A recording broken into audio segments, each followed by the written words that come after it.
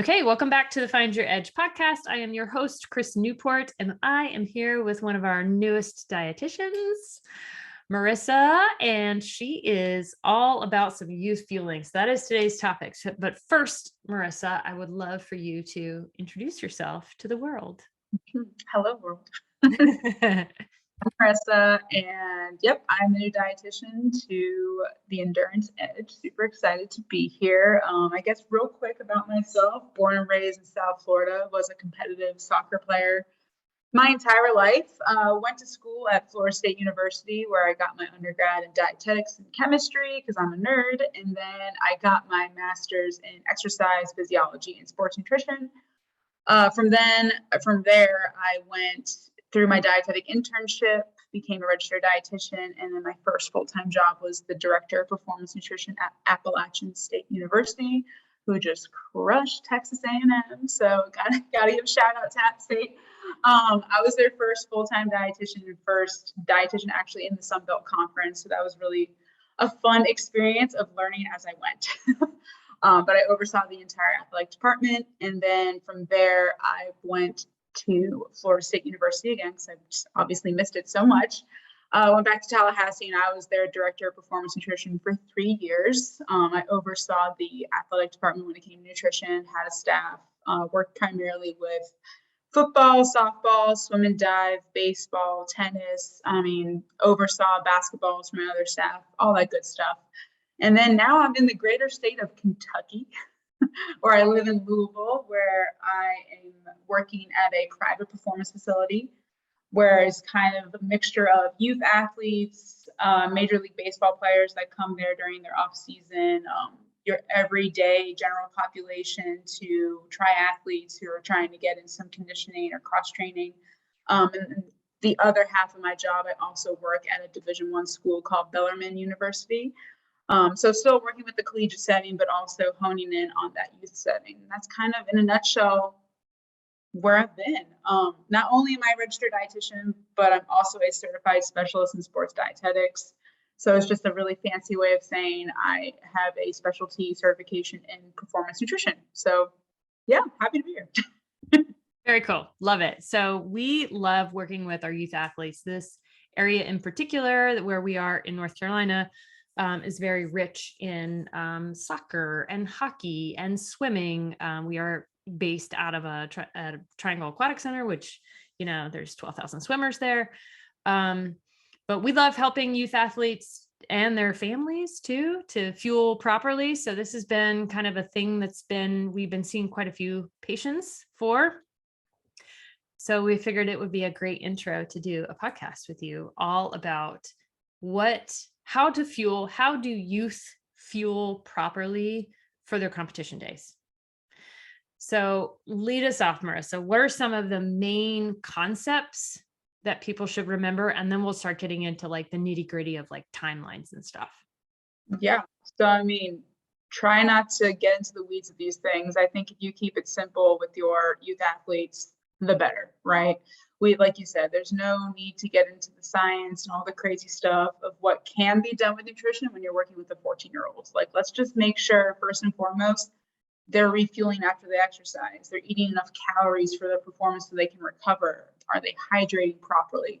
Are they sleeping well? Are they on video games till 3 a.m. with their friends? Or are they getting a good quality sleep? Are they eating breakfast? Are they skipping meals? Like, all of those kind of basic foundational nutrition needs that we need is the most important thing when working with youth athletes. So first and foremost is, are we getting enough calories?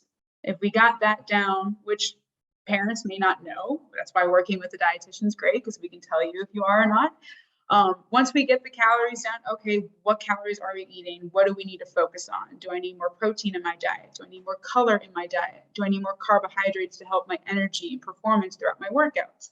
Once we get those macros down, then we can even get into the micronutrients. Like, okay, like my youth athlete doesn't eat broccoli, but he'll eat spinach. Like, okay, we're making sure we're getting a bunch of nutrients in, again, to help that recovery process. Once we get that in, let's talk about nutrient timing, right? So we kind of build it up kind of like a pyramid scheme, but not the ones that you avoid, the ones that you like, where we go calories, macros, micros, nutrient timing, and then even supplements if that's something that we're interested in talking about. But that's the big foundation. If we're not refueling, rehydrating, sleeping, recovering, you're not going to perform at 100%. You're not going to be able to push yourself where you want to go, for sure.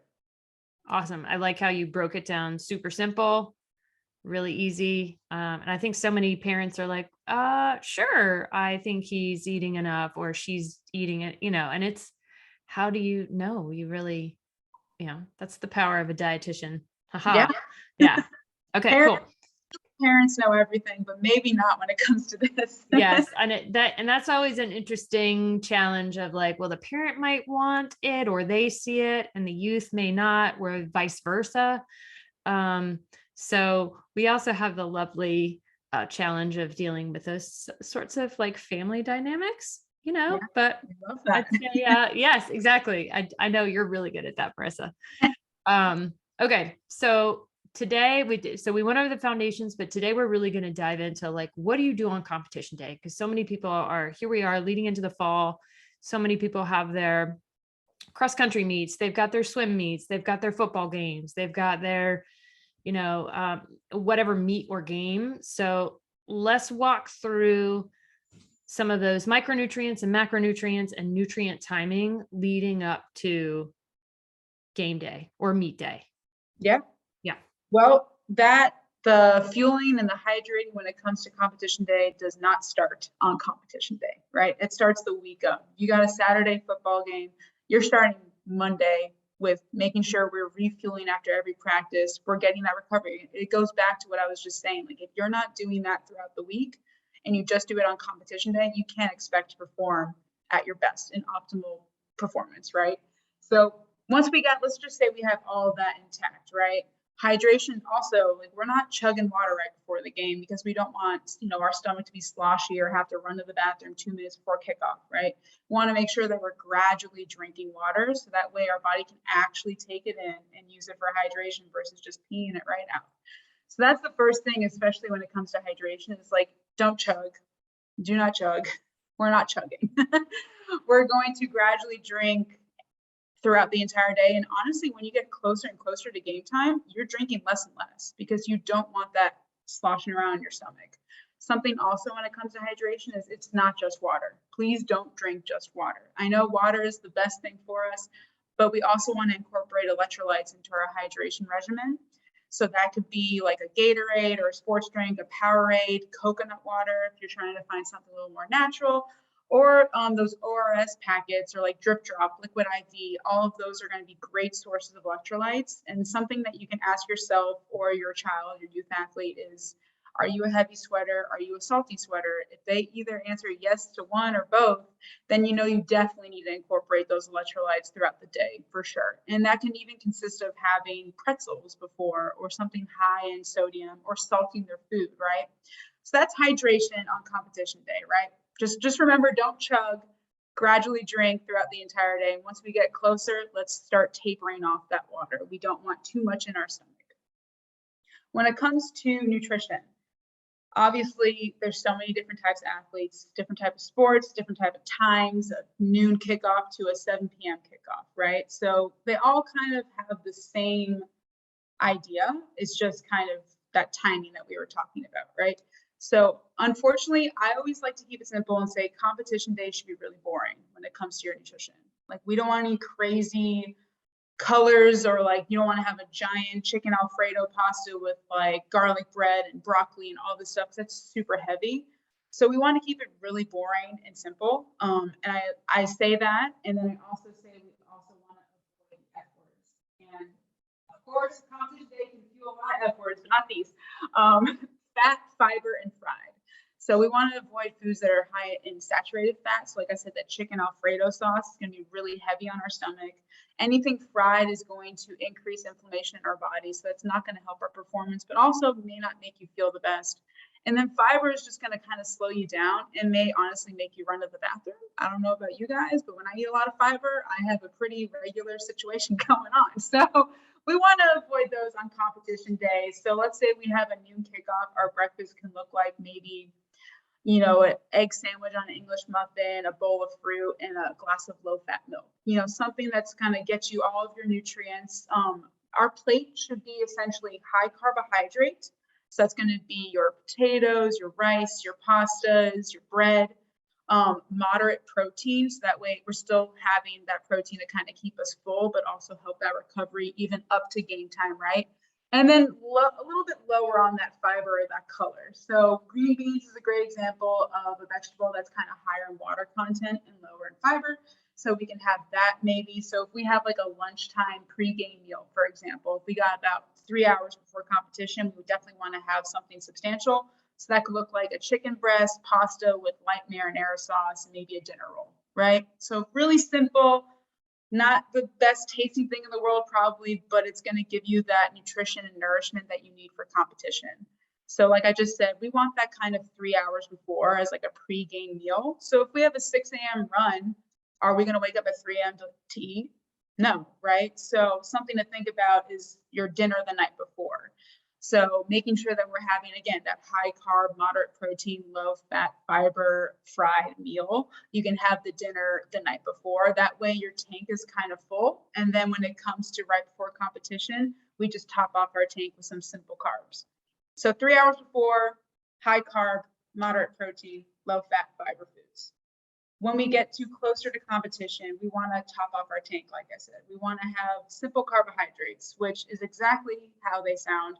They're simple, they're easy to break down, go into our bloodstream and be used for energy, right? So real quick, that's some gas in our tank to get us going, making sure we're good to go. So that can look like an applesauce, a chewy bar, a banana, fruit snacks if we have kids who just refuse to have any awesome fruit. Fruit snacks, Rice Krispies, are they the best thing in the world for us? No, but they serve a purpose, and that purpose is fueling our youth athletes before their competition. So parents, it's okay to keep some fruit snacks in the house. If your kids really want to, just tell them they can have it. I always tell my college athletes, have your Reese Pieces before exercise. Obviously, it's not the best thing in the world, but if you really want it, have it before that. So we got 3 hours, we got the 30 minutes. And when it comes to how much we should have before that 30-minute mark, I always say 30 grams of carbs, 30 minutes before. So like I said, that looks like a medium banana, 2 chewy bars, 2 applesauces like the Go-Go Squeeze. Those are great options. Now let's say we have a halftime and it's an hour and a half in. We definitely want to make sure we're having something during our game. Obviously not while we're running to, home plate or running to the goal and scoring, but when we have a halftime, when we have a break, and we're able to get something in, again, utilize those simple carbohydrates. If you're someone who doesn't feel like they can eat in the middle of the game at halftime, have a Gatorade that has carbohydrates, not the Gatorade Zero, right? Have an apple juice, have applesauce because it's kind of like a liquid, but nothing crazy. Sometimes, like when I was working with football, even like a half a turkey sandwich, something that's maybe even a little more substantial. If you're a bigger guy, if you're an O lineman, a tiny applesauce may not do it for you. So think about that also, is how much you're working out and then how big you are. If you're a little bit bigger, you may need a little bit more. But yeah, we want to keep it simple during that time also. Again, would you rather have fruit snacks or a bowl of broccoli? You probably don't want that broccoli because that may upset your stomach. So have that simple carb during competition also. If you're a multi-event athlete, whether you be a swimmer, track athlete, we want to make sure we're still eating throughout the entire day. Sometimes you may have an hour, 2 hours, 3 hours in between your events. Remember, that 3 hour mark, you can have a meal that's really simple, easy for you to digest, avoid those F words, high carb, moderate protein. And then the 30-minute mark, just have your quick carb. So if you can kind of keep it consistent where you think 3 hours, decent meal, that's pretty simple, 30 minutes, really simple, during, even more simple, then you're pretty good to go when it comes to the competition day. Obviously, throughout this entire time, we're hydrating with water, a Powerade, kind of a mixture of both, so we get those electrolytes, because a lot of people don't realize that electrolytes help us stay even more hydrated because it retains the water that we're drinking. So if we're just drinking water, we're going to be sweating it right out. But if we have an electrolyte beverage with our water, we're able to retain that water a lot easier. When it comes to after game, let's say we got a W. We always want that W, right? We won first place. We won a nail biter of an event. I like to consider this the celebratory meal. Like, I want you to enjoy yourself. Obviously, I want you to start that recovery process immediately. So if we have, let's say, from game time ending to dinner, we have 2 hours, get a quick protein shake in, something that just starts that recovery process immediately. Get a carb in because you just used a lot of carbohydrates for energy.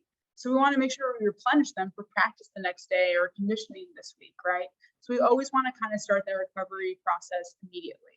But your dinner with your family or your lunch after a game, you should be excited and happy. You just crushed it on the field or whatever field of play you're on. You should have that cookie if you want it. It's okay. Your body deserves it. You had an awesome time. You got the W, like I said. But again, just be mindful. Doesn't need to be as simple and as boring as during the entire day, but definitely make sure you're getting some protein to help that recovery process in your muscles, regrow, repair, get those carbs to replenish all the stores you just used, and then have some fun.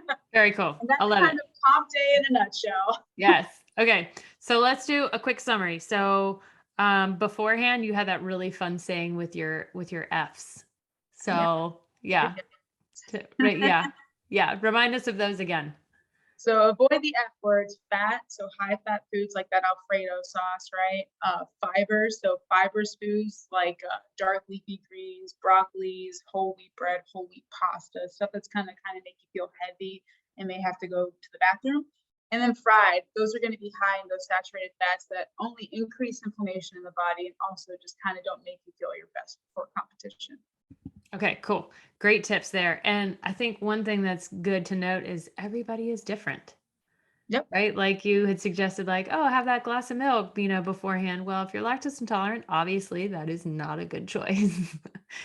But yeah, so you gotta try a lot of this stuff out and practice it. Say definitely experiment on your practice days. If Yeah. you eat anything before you exercise and you don't know what to do, try a couple different things, even half a chewy bar, see how your body responds. Once you find your thing, stick with it. Don't need to change it. Yes. Cool. I love it. And then beforehand, we're looking at roughly a 3-hour mark and then a 30-minute mark. So just, drive those home. Yeah. So 3 hours, like I said, keep it boring, keep it simple. We want high carbohydrates. So like, let's say 2 cups of rice or 2 bagels for breakfast. And then we want something moderate in protein. So at least getting that 20 to 30 gram amount. So if everyone that's listening could put their hand up, their palm is roughly the size of roughly 20 grams of protein. So that looks like a chicken breast, 2 or 3 eggs. So if you can kind of always make sure you have protein the size of your palm on your plate, you're good to go there. And then the rest of your plate can just be maybe some fruits, some high water content vegetables that aren't super high in fibers, like I said, green beans, anything like that. And then that 30-minute mark, like I said, even more simpler. Find out what works for your body. 30 grams of carbohydrates, 30 minutes before. So a banana, half a bagel with some peanut butter on it, 2 apple sauces, a chewy bar, fruit snacks, Rice Krispies, anything is better than nothing. Because if we're not eating before we exercise, our body's going to start breaking itself down and using energy from our muscle. And then what's the point of working out if we're breaking down our muscle to work out? So making sure we eat is so much more important because I'm sure everyone listening here has gone to practice or done something on an empty stomach and absolutely hated it. We're trying to avoid that. Yes. Yeah, definitely. I think we tend to see a lot of people who are like, oh, I feel like my child is really drained when they walk in the door, or they just seem like they're complaining about not having enough energy. So, and I know we're talking about competition day, but sometimes it's hard to test some of these things out. Like, for example, some athletes might get out of school and then literally turn right around and they haven't had anything to eat since like 10:30 or 11 o'clock. So they get out of school at like 3. They haven't had anything to eat since 10:30. And then they're going to practice for another 2 or 3 hours. So it's like, now we have a logistical challenge, which I think can also tie into competition day when you're traveling. Yeah. So tell us a little bit about how we deal with some of those challenges and what would be some of your suggestions. That's when I would speak directly to the parent. And I'm like, all right, this is what we got to do. If our youth athlete is eating at 10 a.m. and their practice is at 3, they definitely need to eat something around 12, 1 o'clock, right? that's where I challenge the parent to potentially, pack in an extra turkey sandwich with cheese in it that they can keep in their lunchbox. And they just know you have that on the bus coming home, right? Something like that. So it's really just preparing and planning. That's the most important thing. And that's a lot of people, once they have the knowledge and what to do, they can plan and prepare, right? So now I'm telling you, all we got to do is maybe pack that one extra sandwich, pack that one extra fruit to go with the sandwich, and have them have that, whether it be in between classes. I know sometimes some teachers don't like you to eat, which is, for athletes, we need to tell the teachers they need to eat. But at least maybe on that bus ride or right after school when they have a little bit of time to get some food in. And then again, that 30-minute mark on the way to practice, whatever it may be, maybe just keep just give them a bunch of fruit snacks to keep in their bag, and just trust they don't eat them all, but, or at least one a day. Just keep something in their bag where like they're good to go. They have something there. So my biggest thing would be planning and preparing, trying to have something available for them in those tiny amount of times that they have. And then when it comes to traveling, again, plan, prepare, have a cooler filled with a bunch of awesome snacks like hard-boiled eggs, cheese sticks, yogurt, some high protein snacks like that. And then some performance carbohydrates. So, some whole wheat crackers, a bagel, some bread, where they can make a PB&J or something like that. Something that you can keep in your cooler and always have on you, because I know on the road, it's really easy just to drive through a Burger King. And is Burger King still a thing?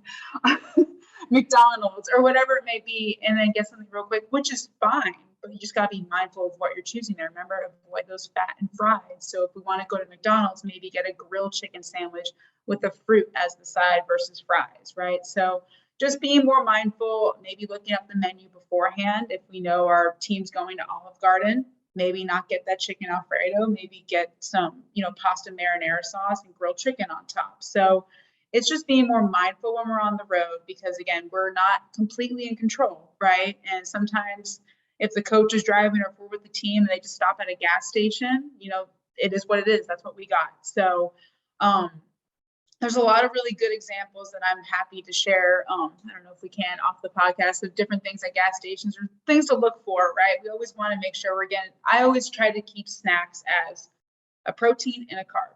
You don't want to just have an apple. You want to have an apple and a cheese stick, right? We want to keep them together, because get that protein in for recovery, get that carbohydrate to make sure you have that energy. And then also that carbohydrate is going to be high in micronutrients to help you even more with vitamins and minerals. So road can be difficult, but plan ahead. If you know where you're going, look up the menu if you can, and then pack some really good snacks that are going to be satiating. So like those high protein snacks, even like pre-made protein shakes like Muscle Milk, Fairlife.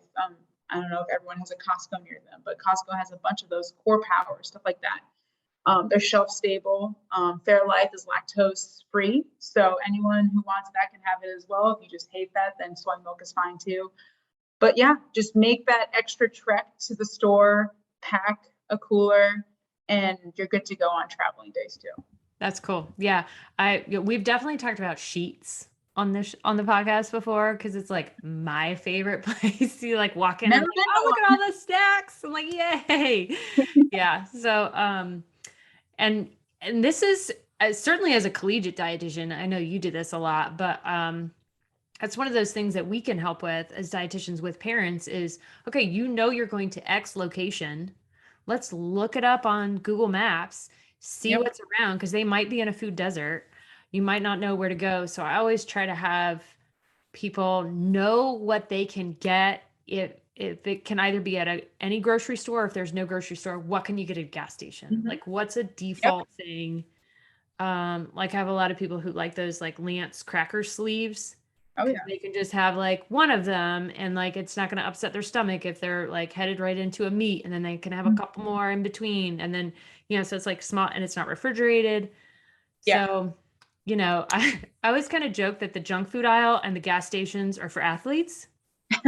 Like yeah, finding what it is that's going to work for you, that you can get no matter what. Gas stations have come a long way. They really have.